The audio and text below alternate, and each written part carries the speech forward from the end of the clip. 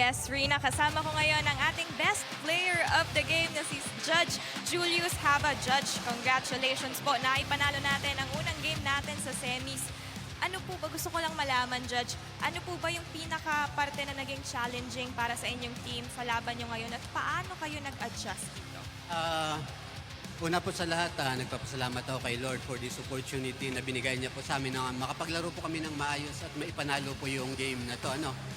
Isa sa mga naging challenge din sa amin dito, sa mga challenges na dumating is yung familiarity namin sa Ombudsman. Nakakalaro namin sila even before, so alam nila yung laro namin in the same manner na alam rin namin yung laro nila. So ang challenge na lang sa amin kung paano namin babaguhin yung mga style namin para maka-adapt po sa laro nila. Yun po isa sa mga naging challenge na hinarap po namin dito. Talagang pinakita naman natin ngayon na na-overcome natin ang challenge na yan. Pero ito, Coach, Judge, meron pa po tayong mga susunod na laban. Ano naman yung mga paghahandang gagawin natin para doon?